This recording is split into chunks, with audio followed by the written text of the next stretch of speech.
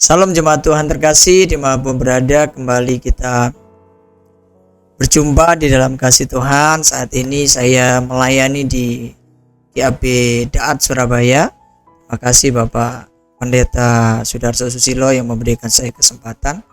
Kita akan belajar firman Tuhan. Mari kita berdoa, kita minta pimpinan Tuhan. Bapa dalam surga, kami bersyukur buat waktu yang Tuhan berikan kepada kami, sehingga saat ini kami boleh belajar firman-Mu.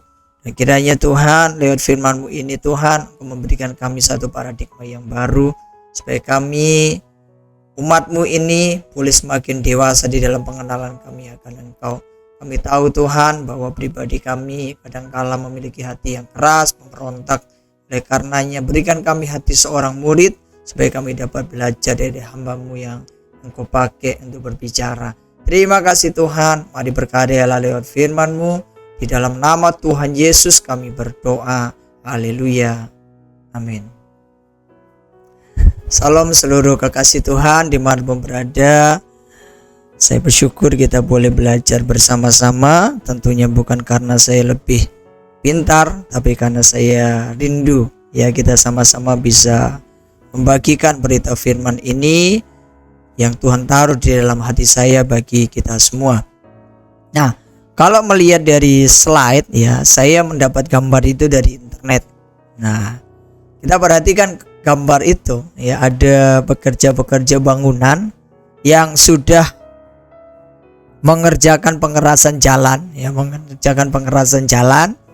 kemudian sudah rapi ya, sudah siap ya, tinggal nunggu kering ya. Tahu-taunya ada ODGJ lewat bawa apa itu ya, bawa minum ya dalam plastik. Nah, kita perhatikan itu ekspresi pekerja bangunan ya, terutama itu ekspresinya gimana, sudah kayak pasrah aja ya, mau buat apa. Orangnya mau disuruh berhenti tadinya nggak bisa, jalan aja dia. Nah, jadi ya kita lihat ini satu keadaan yang lucu gitu loh kalau kita lihat. Aduh, bagaimana ya dia nggak ngerti, dia orang-orang kerja itu sudah setengah mati ya, susah payah bikin bagus, enaknya aja dia masih basah langsung diterjang gitu. Nah, ini sebuah gambar yang menarik ya untuk kita lihat, kemudian kita bisa tersenyum ya melihatnya. Tapi sesungguhnya realita dalam hidup ini kadangkala juga seperti itu. Banyak perkara di dalam hidup kita ini yang sudah kita rancang sedemikian baik, yang sudah kita persiapkan sedemikian bagus, tapi tanpa kita undang ya, tanpa kita mau begitu, ternyata keadaan bisa berubah loh. Keadaan bisa berubah. Ini realita. Saya saja kalau pagi mau berangkat ke gereja sudah siap-siap ya. Kalau ibadah di mana pelayanan jam 7:30, saya jam 6 udah siap, udah mandi ya sudah. Kalau mau ngajak keluarga ini yang jadi repot kadang. Anak-anak ya dimandikan, kemudian disiapin. Kadang kan anak-anak ini kadang moodnya bagus ya karena dia masih 5 tahun, kadang moodnya nggak bagus. Jadi yang kita udah bangun jam 6, siapan jam 6 ya mau berangkat, ini bisa juga telat. Nah, padahal kita udah ngitung gitu ya, bagus. Nah, ini salah satu bagian realita sederhana. Dan setiap orang juga punya rencana-rencana dalam kehidupannya, punya keinginan gitu ya, punya tujuan ya yang sudah diharapkan gitu, tapi seringkali berbeda.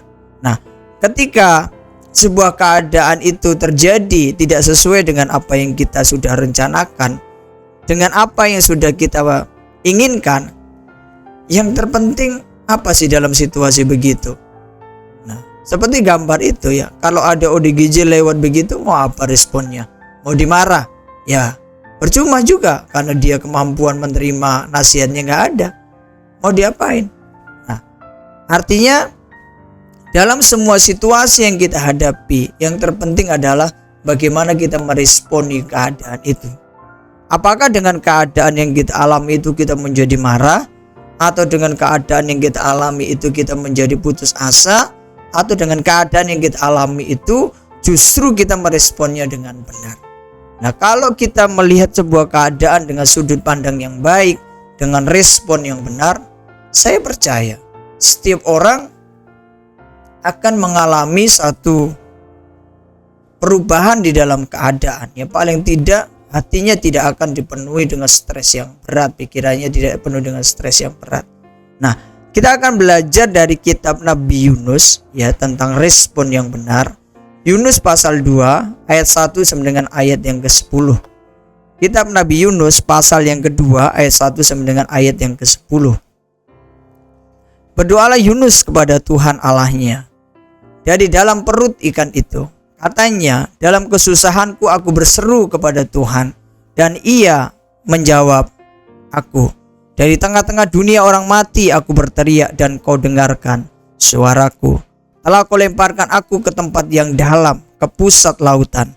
Lalu aku terangkum oleh arus air. Segala gelora dan gelombangmu melingkupi aku.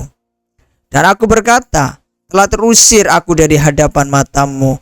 Mungkinkah aku memandang lagi bait-Mu yang kudus? Segala air telah mengepung aku, mengancam nyawaku. Samudra raya merangkum aku. Lumut lautan membelit kepalaku di dasar gunung-gunung.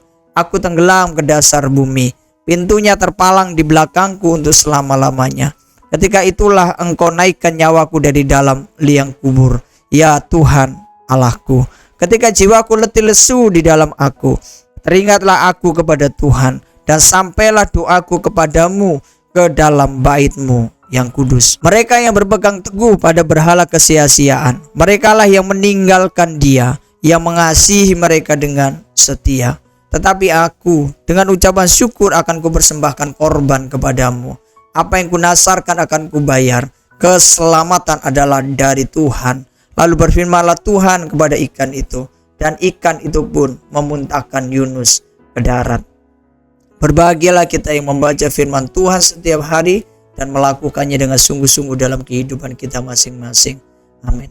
Nah, dalam 10 ayat yang sudah kita baca, ada satu peristiwa yang dicatat oleh kitab Nabi Yunus ya. Dan peristiwa itu kronologinya begini.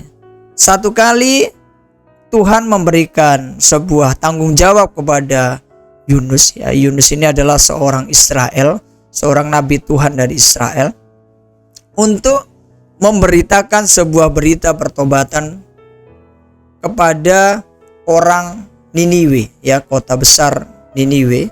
Nah, kota Niniwe itu kan sebuah kota besar di wilayah kerajaan Asyur kuno ya. Jadi pada waktu itu kerajaan Asyur dan Israel itu dalam kondisi yang enggak rukun ya, enggak baik. Karena Asyur pada akhirnya akan menaklukkan Israel.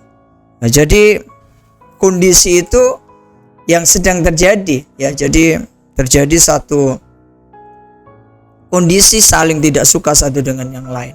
Nah, kita perhatikan bahwa dalam kondisi yang seperti itu, Tuhan justru menghendaki keselamatan bagi musuhnya Israel, yaitu Niniwe. Nah, kita perhatikan mengapa Yunus itu kemudian menjadi nggak taat gitu, menjadi tidak mau menurut kepada Tuhan. Yang seharusnya dia pergi ke Niniwe, justru dia pergi ke Tarsis. Kenapa bisa terjadi seperti itu? Perhatikan dengan baik.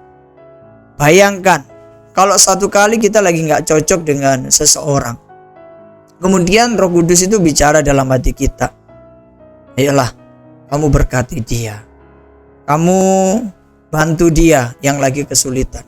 Gampang nggak? Saya pikir nggak gampang. Sama kalau Yunus itu harus pergi ke Niniwe, itu nggak gampang. Satu, ancaman buat dirinya juga, karena dia orang Israel, dia mesti datang ke tempat musuhnya. Yang kedua, rasa nasionalismenya itu juga membuat dia sulit gitu ya, dilema. Kalau orang Israel menghendaki bahwa orang Niniwe itu dihukum Tuhan. Karena apa? Karena mereka musuhnya gitu loh. Jadi hukuman Tuhan diharapkan datang kepada mereka. Tidak usahlah mereka bertobat, supaya dalam 3 hari Tuhan memberikan mereka hukuman ya, seperti peristiwa Sodom dan Gomora begitu. Nah, tapi disitulah kita lihat bahwa Tuhan ini mengasihi semua orang. Tuhan bekerja bukan berdasarkan kehendak kita, tapi Beliau bekerja berdasarkan rancangannya yang ajaib. Dia mengasihi semua orang, bahkan orang yang tidak kita suka, bahkan orang yang mungkin membuat kita susah. Tuhan juga mengasihi mereka. Dan kita nggak bisa memilih. Kalau Tuhan menghendaki untuk menyelamatkan mereka, apa sih yang kita bisa buat? Yunus juga sama. Sehingga pada satu ketika waktu Yunus diperhadapkan Tuhan menumbuhkan sebatang pohon jarak. Ya, ketika Yunus sudah menyelesaikan pelayanannya di kota Niniwe nantinya, Tuhan menumbuhkan sebatang pohon jarak. Kemudian menjelang tengah hari pohon itu menjadi layu, mati. Lalu Yunus rasanya marah sama Tuhan. Lalu Tuhan bilang sama Yunus, itu pohon jarak tidak kamu tumbuhkan, tapi waktu pohon itu mati kamu marah. Bagaimana dengan orang Niniwe, 120.000 orang yang gak ngerti membedakan tangan kanan tangan kiri. Tuhan sayang kepada mereka.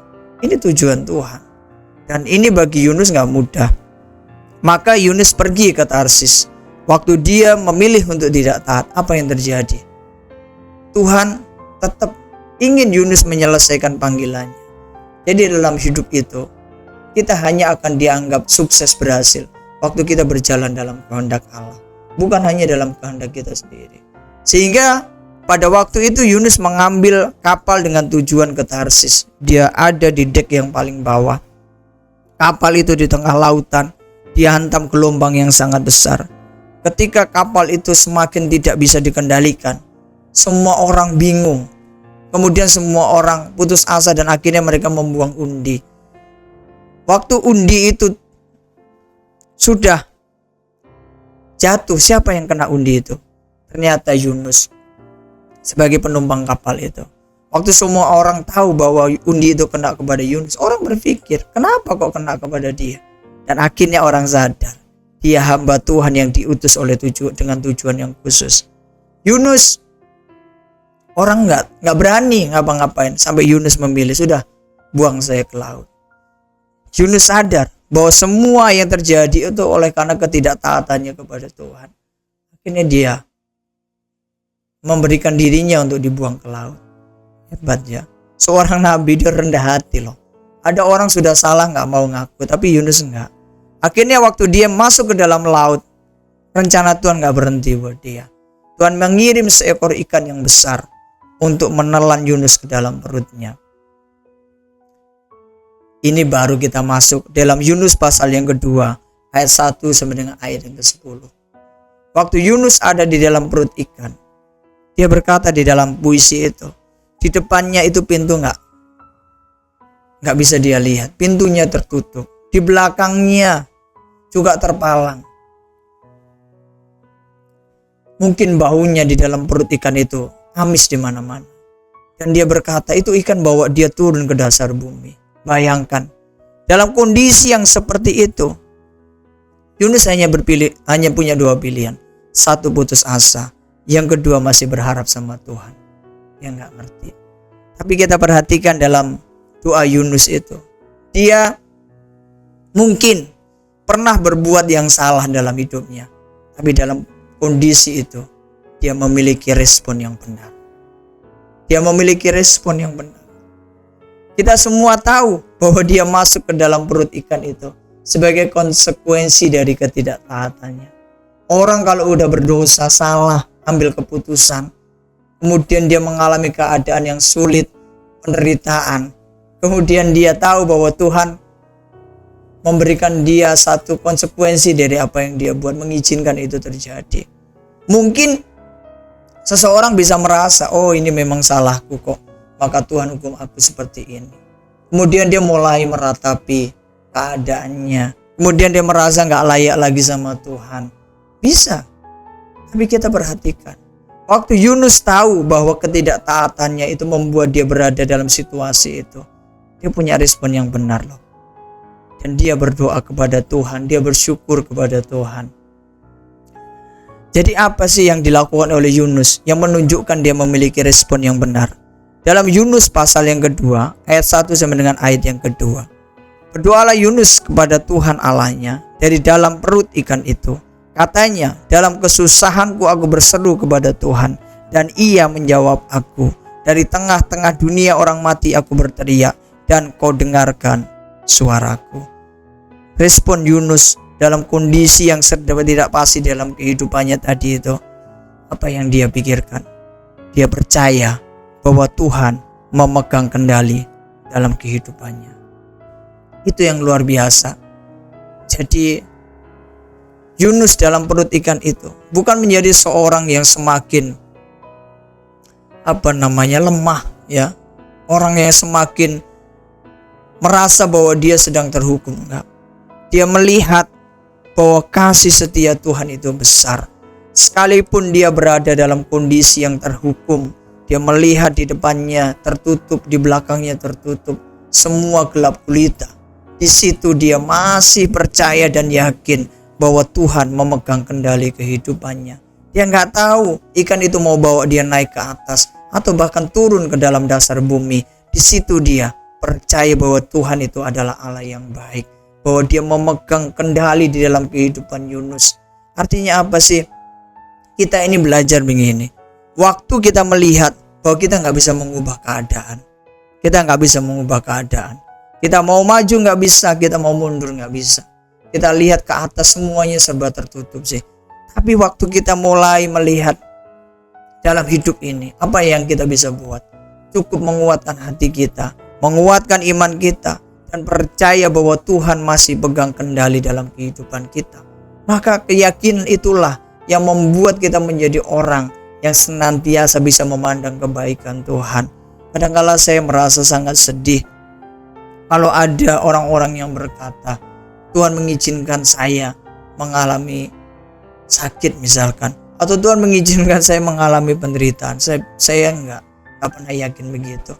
Karena segala kondisi yang terjadi dalam hidup kita, Tuhan nggak pernah suka melihat kita menderita. Tapi Dia mengizinkan semua proses itu terjadi dalam hidup kita. Entah itu dari konsekuensi apa yang kita buat, entah itu dari pekerjaan iblis yang Tuhan pakai untuk memurnikan iman kita.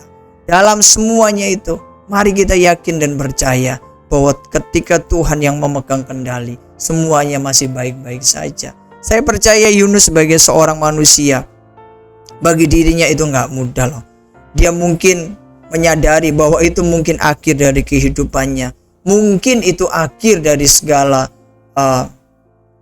rencana dalam hidupnya. Dia sebagai seorang nabi, mungkin dia gak bisa melayani lagi. Tapi momen yang terakhir itu, dia berikan yang terbaik kepada Tuhan. Dia tidak menyalahkan keadaan itu, dia tidak menyalahkan Tuhan, dan dia memandang kepada Tuhan. Dia percaya Tuhan memegang kendali. Ini loh yang kita belajar dari Yunus tentang respon yang benar itu, yaitu bahwa dalam kehidupan itu kita mesti percaya hal ini. Tuhan pegang kendali. Itu yang membuat apa sih? Membuat Yunus itu loh berani untuk senantiasa berharap kepada Tuhan. Kasih setianya besar. Walaupun saya sudah berdosa, salah, maka saya minta ampun, Dia pasti ampuni. Dia akan menyatakan rencananya yang baik dalam kehidupan saya. Itu yang kita sebut berani untuk berharap senantiasa. Amsal 23 ayat ke-18. Karena masa depan sungguh ada dan harapanmu tidak akan hilang. Ini yang kita belajar dari kitab Nabi Yunus tadi. Kemudian kita membaca ya dari doa Yunus itu. Tuhan, Ia menjawab aku dari tengah-tengah dunia orang mati. Aku berteriak dan Kau dengarkan suaraku. Bahkan Yunus bilang dari tengah-tengah dunia orang mati, kalau di situ ada Tuhan, dia masih berani untuk senantiasa berharap. Masa depan itu sungguh ada, harapan tidak akan pernah hilang. Jadi seberapa dalam pun keadaan kita sedang sulit, seberapa buruk pun keadaan kita hari ini, kalau kita melihat dan kita memandang kepada kemampuan Tuhan yang memegang kendali, ayo kita belajar berharap saja kepada Dia. Masa depan sungguh ada kok, harapan gak akan pernah hilang. Bahkan dalam kitab Khotbah ada satu ayat yang menarik. Lebih baik anjing yang hidup daripada singa yang mati. Artinya kegagahan kita, identitas yang kita miliki, simbol-simbol yang nampak dalam diri kita, nampaknya kita rohani, nampaknya kita percaya sama Tuhan, ornamen di rumah semuanya penuh dengan kata-kata iman. Tapi Kalau itu tidak membuat kita berharap kepada Tuhan, maka nggak ada gunanya. Bagus anjing yang hidup, yang dianggap sepele, yang dianggap nggak pantas, tapi kita berani untuk percaya dan berharap kepada Tuhan. Jadi respon yang benar yang dimiliki oleh Yunus dalam kondisi dia dalam perut ikan, di depannya pintu tertutup, di belakangnya pintu terpalang, di situ dia percaya bahwa Tuhan memegang kendali. Sekalipun dia tidak tahu ikan itu mau bawa dia kemana, disitulah dia terus berharap kepada Tuhan. Tuhan pasti menjawab doanya dari tengah-tengah dunia orang mati. Tuhan pasti mendengar suaranya. Mungkin di situ dia sendiri, gak ada orang di sekitar dia. Dia sedang bertarung dengan dirinya sendiri. Jadi apapun yang sedang kita alami, kita belajar dari firman Tuhan ini. Dan yang kedua, respon yang benar daripada Yunus, apa sih yang dia lakukan? Dalam Yunus pasal 2 ayatnya yang ke-9. Tetapi aku dengan ucapan syukur akan kupersembahkan korban kepadamu. Apa yang kunasarkan akan kubayar. Keselamatan adalah dari Tuhan. Dan yang kedua, Yunus ketika ada dalam perut ikan, kondisinya gak pasti bagi dia. Dia belum ngerti rencana Tuhan selanjutnya, tapi dia percaya bahwa rencana Tuhan adalah rencana yang indah. Ini yang kita belajar. Oleh karenanya di dalam Yunus 2 ayat 9, dia bersyukur kepada Tuhan. Dia mempersembahkan korban yang terbaik kepada Tuhan dalam perut ikan itu. Karena dia tahu bahwa ini adalah rencana Tuhan yang indah. Sekalipun dia ada di dalam perut ikan, itu belum akhir dari segalanya. Karena Tuhan masih dalam proses untuk menyelesaikan seluruh rencananya dalam kehidupan Yunus.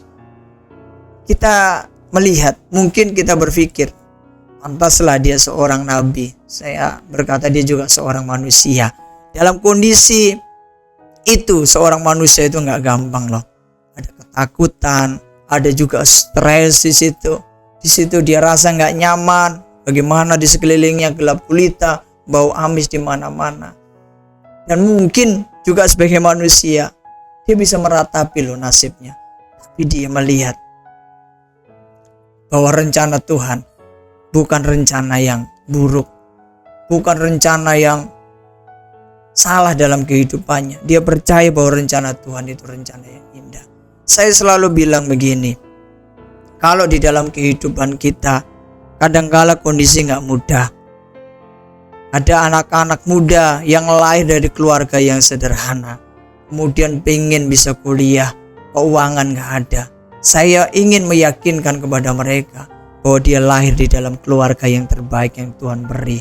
Percaya saja bahwa rencana Tuhan itu adalah rencana yang terbaik, yang indah.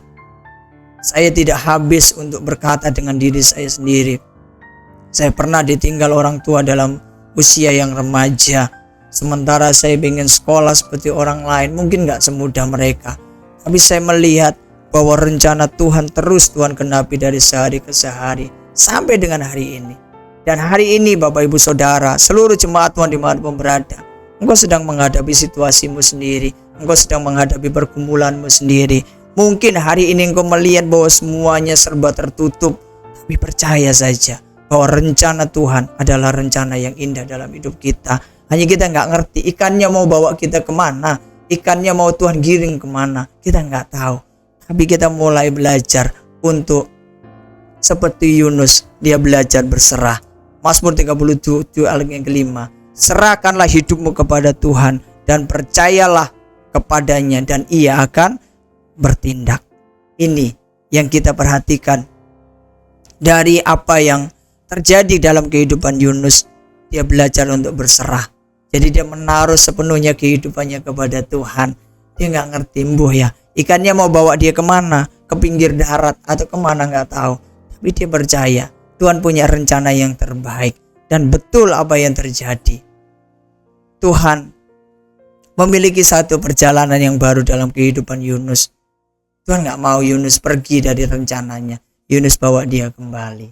Mungkin kesulitan, penderitaan, pergumulan itu membawa kita kembali kepada tracknya Tuhan. Membawa kita kembali kepada kehendak Allah. Membawa kita kembali kepada rencananya yang semula. Ini yang luar biasa dalam hidup kita. Tadinya mungkin kita mulai jauh dari Tuhan. Mungkin kita tadinya mulai nggak setia, tapi Tuhan izinkan bahwa pergumulan hidup terjadi. Dia bawa kita kembali kepada kehendaknya, kepada rencananya. Kita perhatikan bahwa Tuhan itu dalam setiap rencananya itu sangat detail. Beliau sangat mengerti apa yang akan terjadi. Beliau sangat mengerti siapa yang akan dipakainya. Tuhan sangat mengerti bagaimana satu perkara bisa diselesaikan. Itu detail banget. Dan kita melihat begini. Kenapa sih kok Yunus ditolong oleh seorang ikan yang besar? Seekor ikan yang besar. Ya, itu Tuhan pakai di laut. Oke, mungkin ada cara lain yang bisa Tuhan pakai. Entah dengan seorang nelayan begitu atau apapun bisa kan? Tuhan pakai untuk menolong Yunus bisa. Tapi dalam hal itu dia pakai, Tuhan memakai seekor ikan yang besar. Dalam sebuah latar belakang kitab ya, orang-orang Asyur itu punya satu sesembahan, ya dewa, yaitu Dagon. Dagon itu secara simbolis ya, dalam ikonoklasmosnya dia adalah seekor ikan.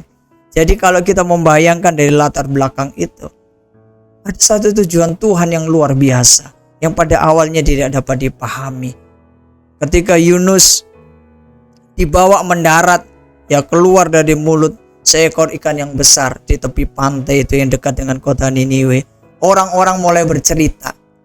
Ada seorang manusia selamat keluar dari mulutnya ikan di tepi pantai.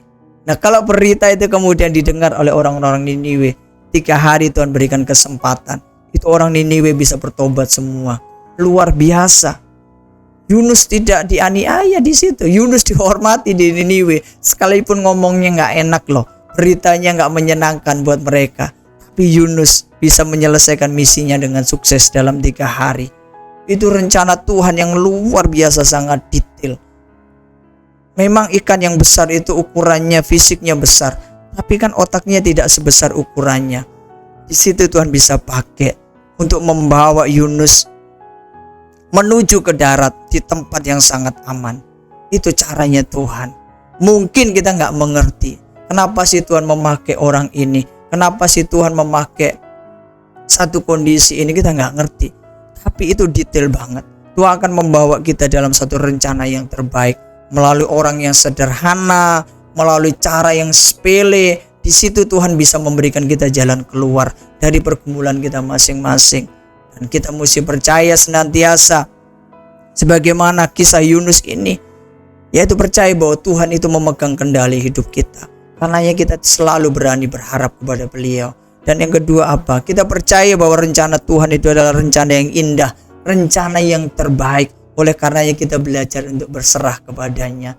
Tiap pagi kita tetap berdoa, tetap baca firman, pergi gereja dengan semangat. Luar biasa kita layani Tuhan. Keadaan belum berubah. Tunggu waktunya. Karena di dalam kehidupan itu Tuhan membawa kita loh dalam perkara-perkara yang kadang-kala sulit untuk kita pahami. Apa yang terjadi? Akhirnya dalam Yunus pasal yang ke-2 ayat yang ke-10, lalu berfirmanlah Tuhan kepada ikan itu, dan ikan itu pun memuntahkan Yunus ke darat. Dan ujung daripada kisah itu, Yunus Tuhan bawa untuk menyelesaikan seluruh kehendaknya. Ini yang luar biasa. Dalam hidup ini Tuhan memberikan kita sebuah panggilan, bukan untuk menyelesaikan kehendak kita Bapak Ibu Saudara jemaat yang terkasih, tapi untuk menyelesaikan seluruh kehendak Tuhan lewat kehidupan kita. Maka kita dianggap sukses dan berhasil. Dan dalam hal ini Yunus seorang yang pernah bersalah karena tidak taat, tapi seseorang yang memiliki respon yang benar dalam kondisi yang sangat sukar. Ketika dia merasa terhukum, dia mulai berbalik dan dia percaya Tuhan masih sayang sama dia. Tuhan pegang kendali. Dia percaya bahwa rencana Tuhan yang sedang terjadi dalam perut ikan itu adalah rencana yang indah dan terbaik. Akhirnya Yunus menjadi seorang yang menyelesaikan seluruh kehendak Allah lewat kehidupannya. Kiranya diberkati oleh Tuhan seluruh jemaat Tuhan yang terkasih. Mari kita berdoa. Tuhan, terima kasih buat waktu yang Tuhan beri untuk kami belajar firman-Mu. Kiranya Tuhan, firman ini Engkau meteraikan, Roh Kudus tolong supaya firman ini boleh hadir dalam setiap hati kami yang merespon, yang mendengar dengan sungguh-sungguh, supaya setiap benih firman ini bertumbuh dan berbuah menjadi berkat bagi kami dan bagi orang lain. Terima kasih. Berkati GAB Daat Surabaya, berkati hambamu Pendeta Susilo, Sudarso Susilo, supaya terus Tuhan pakai untuk melayani Tuhan beserta seluruh jemaat yang digembalakan. Terima kasih Tuhan, segala kemuliaan hormat kami kembalikan dalam nama Tuhan Yesus Kristus. Haleluya. Amin.